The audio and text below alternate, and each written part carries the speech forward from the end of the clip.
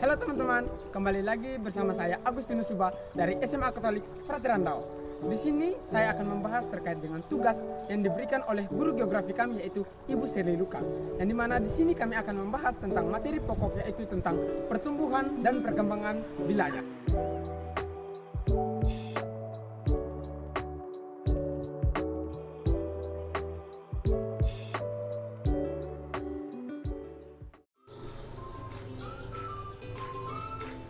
Berkaitan dengan subtema yang tadi kita bahas, yaitu tentang pertumbuhan dan perkembangan wilayah, ada 3 komponen penting teman-teman yang akan kita bahas bersama.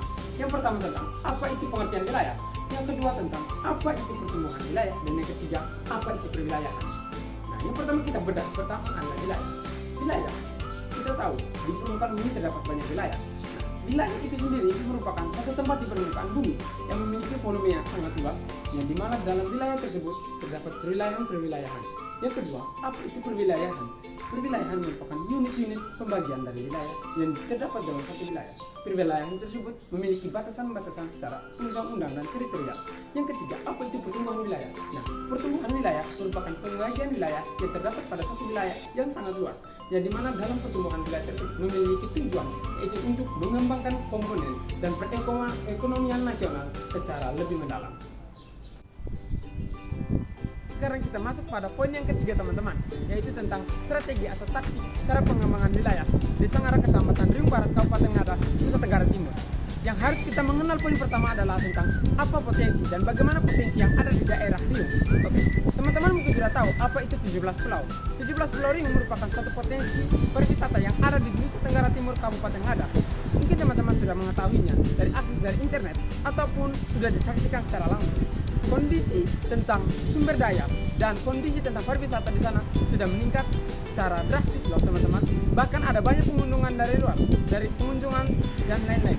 Yang kedua, kita harus mengenal potensi dan penghasilan apa yang ada di sana.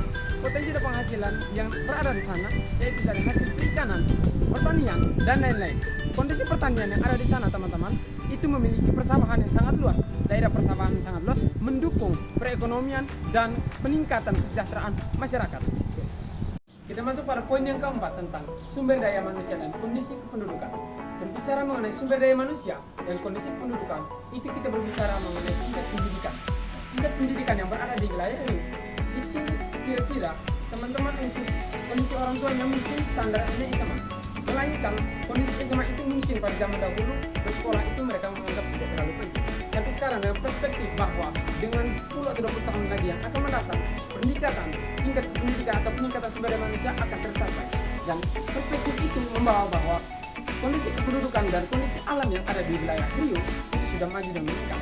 Nah, mungkin 10 atau 20 tahun mendatang lagi, anak cucu kita nanti akan berkelanjutan di wilayah Riau demi meningkatkan sumber daya manusia dan meningkatkan potensi pendidikan yang berada di wilayah Riau. Berkaitan dengan kondisi sumber daya manusia sudah meningkat, dan untuk berkaitan dengan kondisi pendidikan sekarang sudah sampai pada tingkat perguruan tinggi maupun tingkat yang lebih tinggi selanjutnya.